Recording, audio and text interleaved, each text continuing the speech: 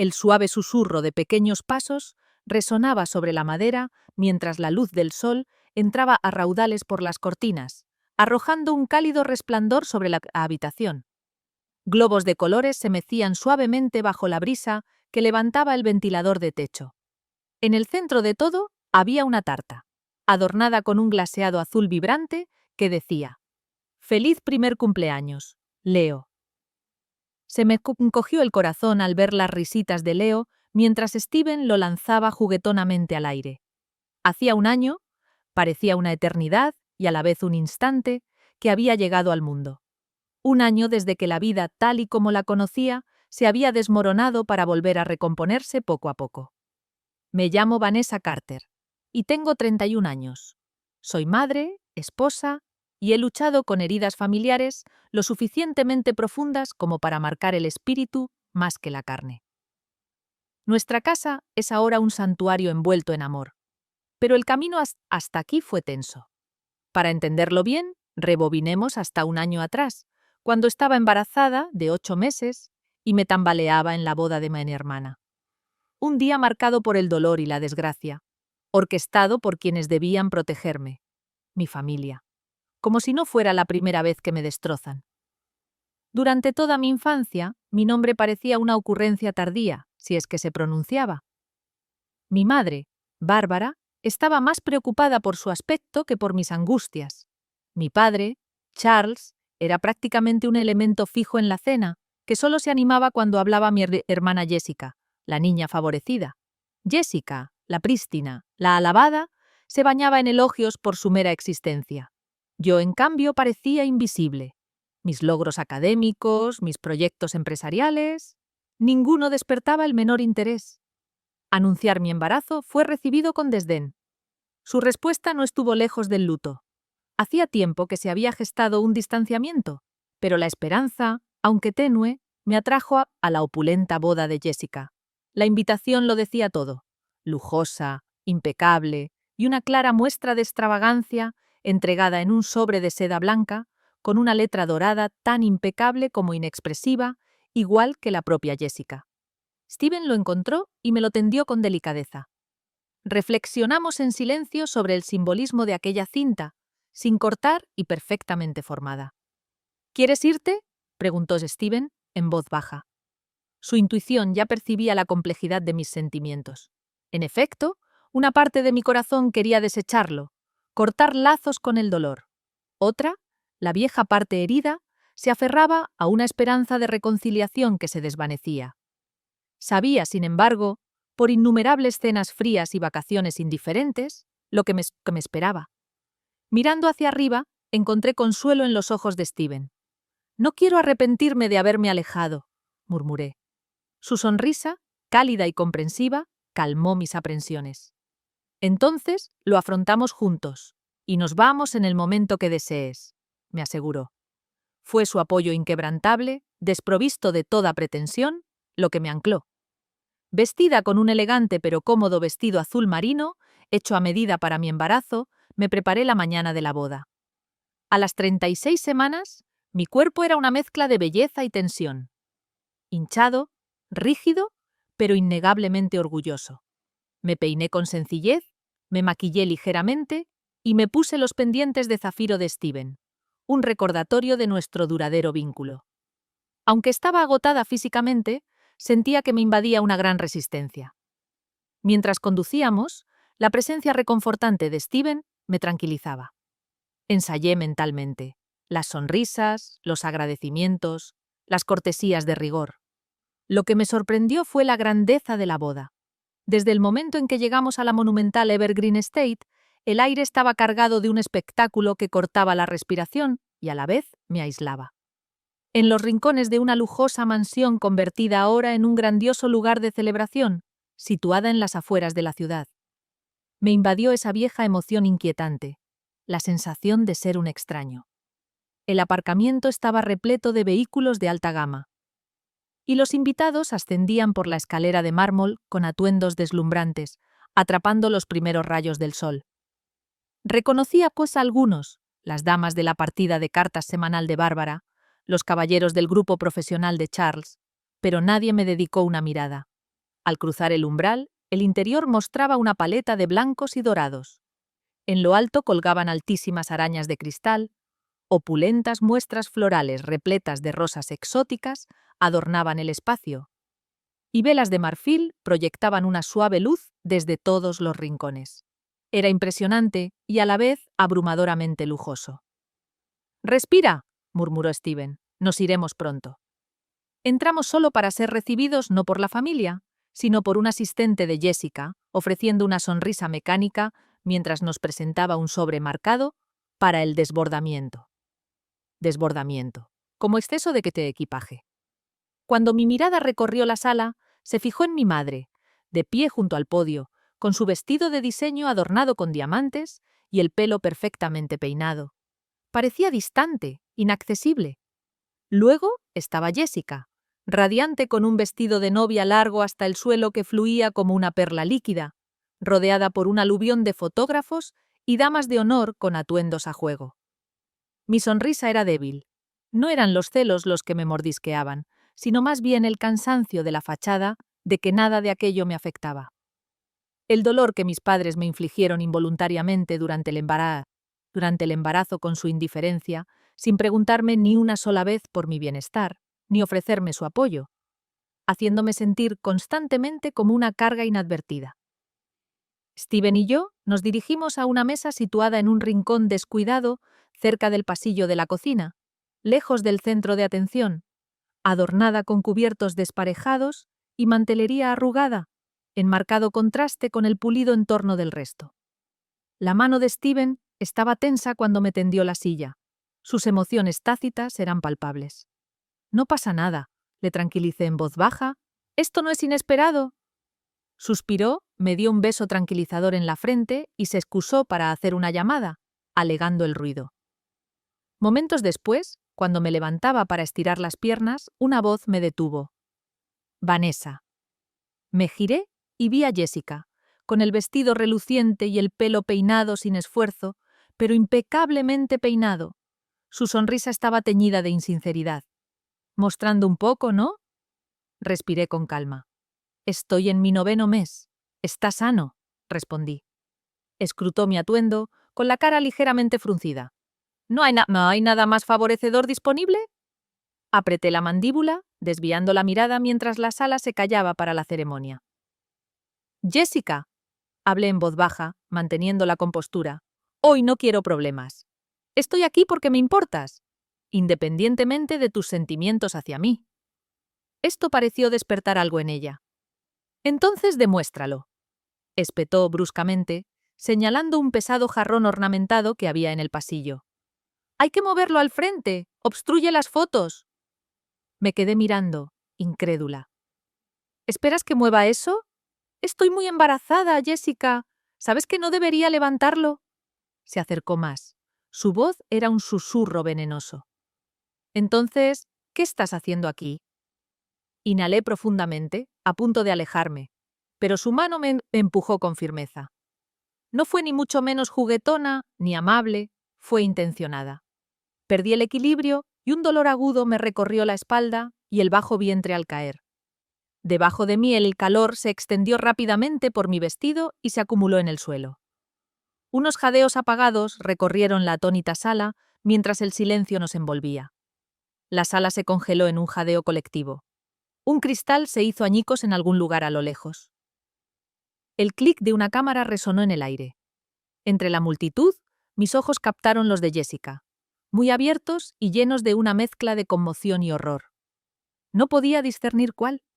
Desde el otro extremo de la sala, mi madre, Bárbara, lanzó un grito horrorizado y en voz baja: «¿Qué has hecho?». Entonces, la voz de Jessica rasgó el silencio atónito. «¡Has destrozado el día de mi boda!». Mi corazón latía con fuerza contra mi caja torácica. Mi respiración era errática.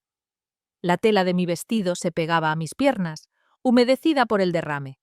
Los murmullos empezaron a arremolinarse a mi alrededor, interrumpidos por el sonido de los smartphones sacados de los bolsillos, la multitud retrocediendo como si yo fuera portadora de una plaga. «¡No deberías haber venido!», gritó Jessica por encima de la conmoción. Intentando levantarme, Con los brazos temblando bajo mi peso, vi a mi padre abriéndose paso entre los curiosos, con la cara contorsionada por la ira. Con un rápido movimiento que apenas registré, agarró un trípode plegado y me golpeó en la cabeza. El repugnante choque de metal contra hueso resonó en el opulento mármol y me produjo un escalofrío. Siguió un breve silencio, con zumbidos en los oídos, visión borrosa y una sensación de calor junto a la sien. Me quedé inmóvil, estupefacta no solo por el golpe físico, sino por la realidad de que mi propio padre me había pegado, en una boda, abiertamente mientras yo estaba embarazada. La habitación se llenó de jadeos, seguidos de un sonido lejano de cristales rompiéndose. Mi cuerpo empezó a temblar incontrolablemente y me desplomé, con las rodillas dobladas. La tela húmeda de mi vestido se pegó fríamente a mi piel. La dolorosa sensación en mi estómago, ahora acompañada de un agudo dolor pulsante en la parte posterior de mi cabeza. Entonces empezaron los susurros. ¿La ha golpeado? Está sangrando. ¿Y está embarazada? ¿Qué está pasando? A través del zumbido del caos, la voz chillona de Jessica puntuó una vez más. Siempre necesitas ser el centro de atención, ¿verdad? ¿Se suponía que hoy era para mí? Su preocupación no era por mi bienestar, sino por sus fotos arruinadas, su historia empañada en las redes sociales. Se acercaban pasos rápidos y mi madre estaba de repente a mi lado, no con consuelo, sino con un susurro feroz. Levántate. Deja este espectáculo. Ya nos has avergonzado bastante. La sangre me goteó en el ojo mientras la miraba, dándome cuenta de que ya no me consideraban un pariente, sino una interrupción en sus vidas curtidas.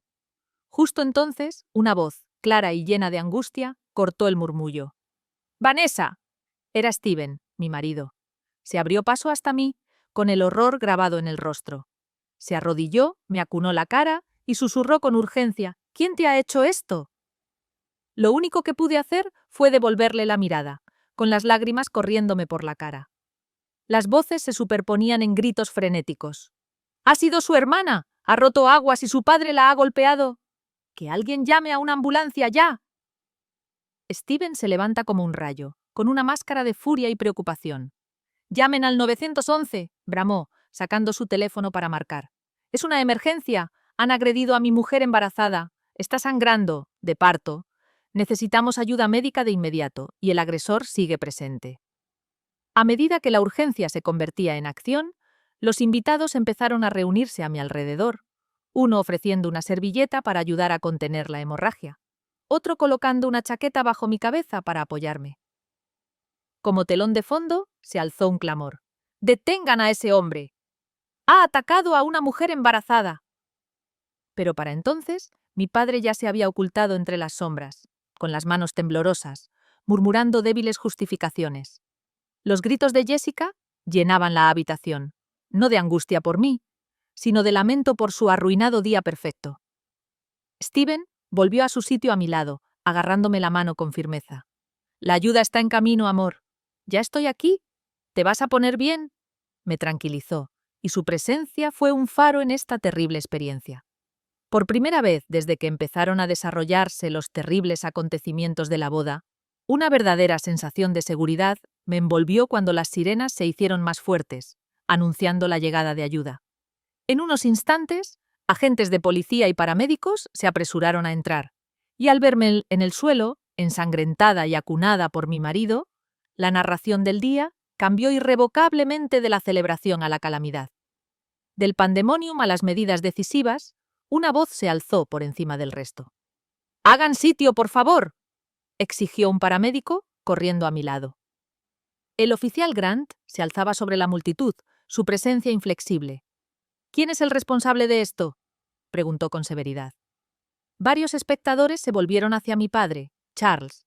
«La golpeó con el trípode», exclamó un invitado. «Ella ya se había caído antes de que él arremetiera», añadió otro. Steven, conteniendo a duras penas su angustia, anunció. «Está de 37 semanas. Su hermana la empujó, rompió aguas y luego su padre la agredió. Ha estado agonizando, sangrando durante los últimos minutos. Todos ellos deberían rendir cuentas». Sin perder un instante, Los agentes esposaron a Charles, con la tez desvaída.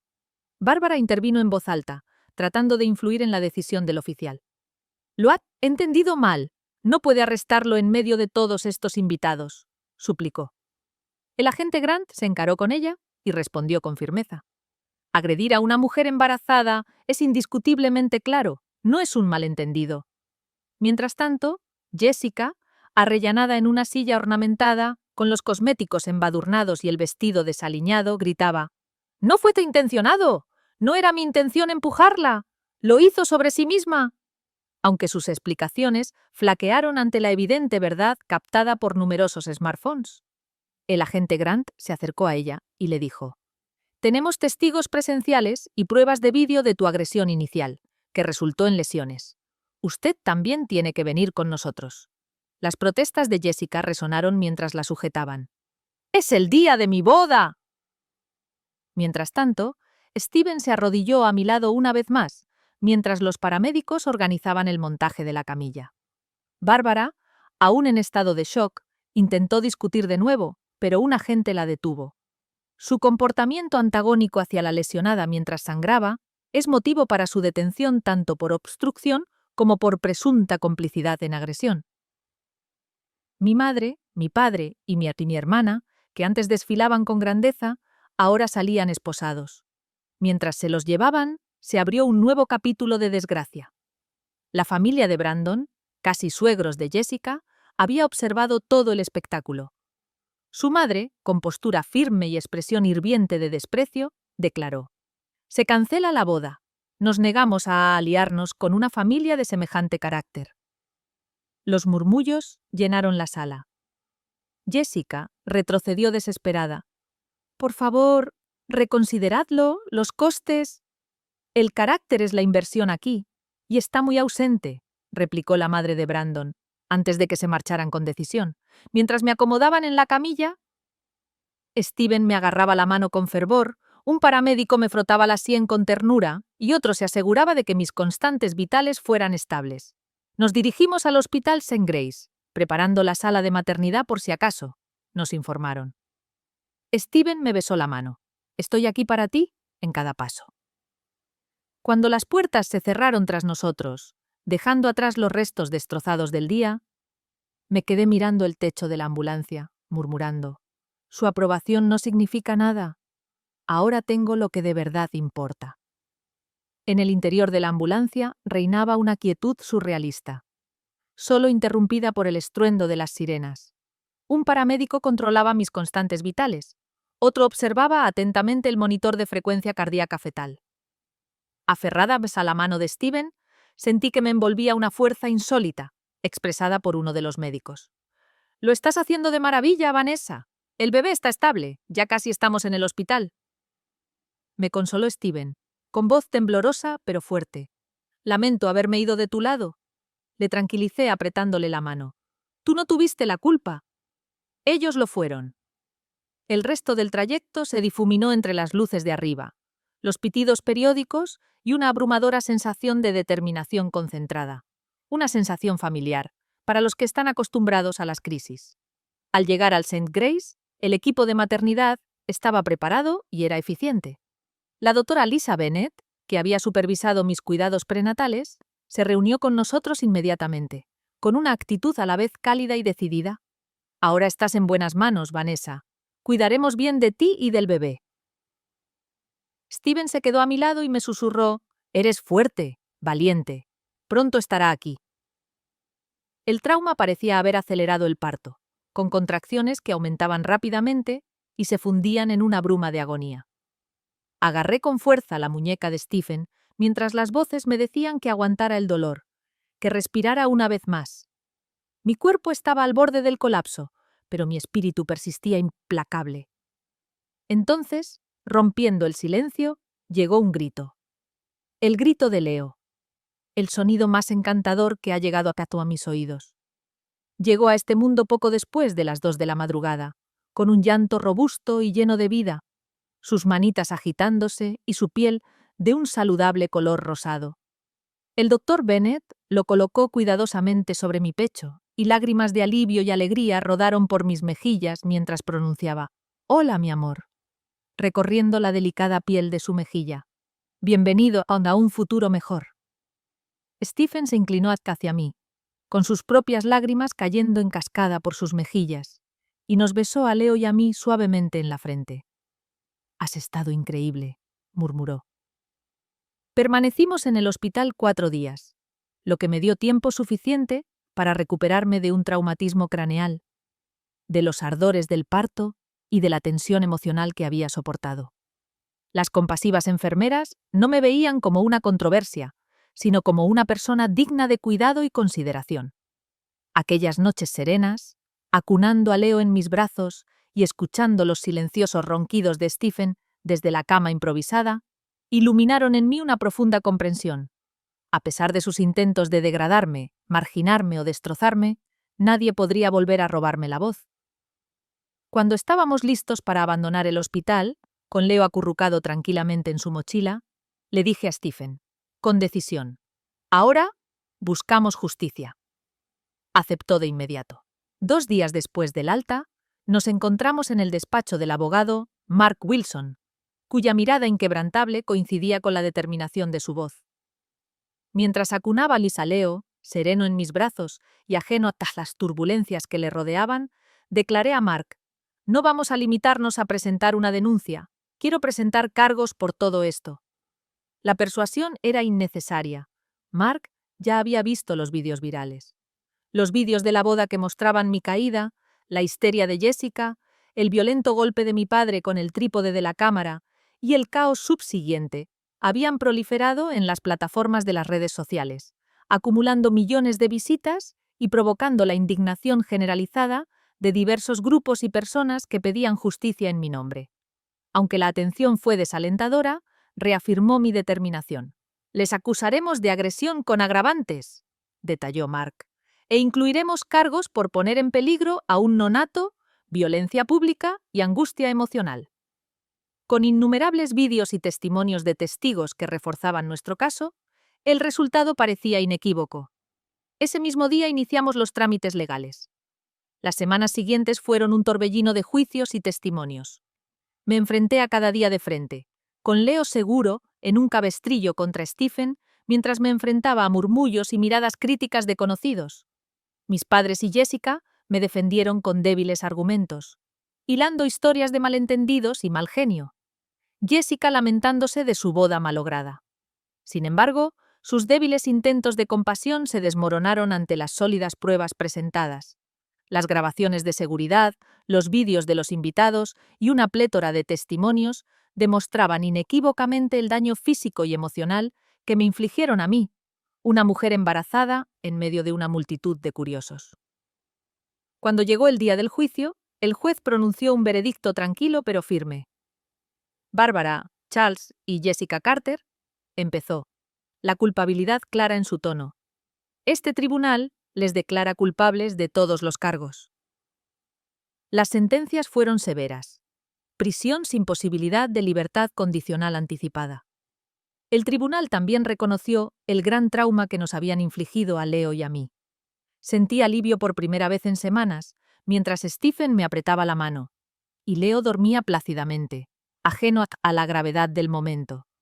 Fueron condenados no por venganza, sino porque era esencial que la sociedad comprendiera el prolongado tormento que había soportado, un tormento que decidí no seguir callando. Después de la sentencia, todo se transformó, no solo legalmente, sino también emocionalmente. Por primera vez, comprendí lo que era sentirse realmente seguro. Se acabó la tensión, el miedo anticipatorio y el enmascaramiento del dolor. Bárbara, Charles y Jessica, las mismas personas que me habían causado un daño inimaginable, se enfrentaban ahora a sus consecuencias, proporcionándome la paz y la seguridad que tanto había anhelado. Aquellos que debían ofrecerme protección y afecto estaban ahora confinados por la ley. El sistema judicial había cumplido su función, y nos tocaba a nosotros emprender el viaje de la curación. Stephen y yo volvimos a la casa donde creció, una acogedora residencia de 2 plantas, adornada con un amplio porche y un jardín en flor todo el año. Sus padres habían fallecido hacía varios años, pero la casa conservaba una calidez acogedora, como si esperara con impaciencia las risas y el amor de una nueva familia. La nuestra. Disfruté diseñando la habitación infantil de Leo, pintando las paredes de un azul suave, salpicando el techo de estrellas y añadiendo murales de animales alegres que pinté mientras él dormía. Cada pincelada susurraba: «¿Estás seguro? Eres querido, eres libre». Steven reanudó su trabajo con un horario nuevo y flexible, mientras que yo me aventuré cautelosamente a retomar mi carrera como organizadora de eventos, operando desde la comodidad de nuestro solo hogar. Esta vez, el trabajo no era un refugio para mis luchas. Era una pasión reavivada, inspirada por el futuro que imaginaba para Leo, uno en el que su madre perseguía sus sueños con vigor. Mis días se llenaron rápidamente de risas de bebé, nanas relajantes y paseos tranquilos por el parque cercano. Entramos a formar parte de una nueva iglesia, donde los cotilleos y los juicios se sustituyeron por la aceptación y los contactos genuinos. Algunos miembros, que conocían nuestra historia por los debates en Internet, se acercaron a mí para expresarme su admiración. «Eres increíblemente valiente. Lo que hicisteis estuvo bien. Tu hijo estará orgulloso». Pero lo que más me reconfortaba eran los momentos tranquilos. La mirada suave de Steven sobre mí cada noche, o cómo Leo me buscaba cuando el sueño se apoderaba de él. Empezamos a establecer nuestros propios rituales familiares. Noches de pizza todos los viernes, tortitas los domingos por la mañana y sesiones espontáneas de acurrucamiento los martes por la tarde, rodeados de risas de dibujos animados. Nuestra vida era maravillosamente imperfecta, llena de noches sin dormir, el caos de la crianza de los hijos y facturas interminables. Sin embargo, era auténticamente nuestra. Por primera vez, sentía algo más que supervivencia. Estaba viviendo de verdad. Uno de esos días, el sol de la mañana proyectaba suaves rayos dorados sobre nuestro salón. Los globos bailaban en los respaldos de las sillas y las pancartas de «Feliz cumpleaños, Leo» colgaban de la chimenea. El aire desprendía un dulce aroma glaseado de vainilla. Steven, junto a la encimera de la cocina, encendió la última vela de la modesta tarta que habíamos preparado la noche anterior. Leo, vestido con su mono de dinosaurio, caminaba excitado por el suelo, riéndose del eco de sus pasos. Al verlos, el corazón se me hinchó hasta límites insospechados. Hoy no solo celebrábamos que Leo cumplía un año, se cumplía un año de la secuencia de acontecimientos que cambiaron mi vida. El empujón de Jessica, el golpe de mi padre, la precipitada entrada en la maternidad y el comienzo de una nueva etapa. Cuando rodeamos a Leo, listos para cantar, se me llenaron los ojos de lágrimas. Nuestra canción fue suave, íntima, cantada para él, para nosotros. «Feliz cumpleaños, querido Leo». Aplaudió alegremente cuando Steven le ayudó a apagar la vela y luego le ayudó a meter un dedo en la tarta, riéndose de lo pegajoso que estaba. Las risas invadieron la habitación. Al levantar a Leo, me sentí envuelta por la reflexión. Un año entero de transformación, de curación, de dejar atrás las heridas del pasado y abrazar la alegría. Una alegría de la que una vez me creí indigna. Contemplando una fotografía en la mesita auxiliar, tomada el día que salimos del juzgado, mis brazos acunando a Leo, el brazo de Steven rodeándonos. Noté el orgullo decidido en mis ojos. «Nunca experimentará ese tipo de dolor», murmuré, besando el suave cabello de Leo. «Crecerá rodeado de amor, no de dominación, de seguridad, no de represión». En ese instante, me di cuenta de que no solo había dado vida a mi hijo, sino que yo misma había renacido. Una persona que ya no anhelaba el afecto de quienes eran incapaces de dárselo incondicionalmente. Era el cumpleaños de Leo, pero a mí también me pareció un renacimiento, pues por fin me había liberado de las cargas de mi pasado. Esta nueva vida no me debía nada. Me debía a mí misma vivir plenamente liberada.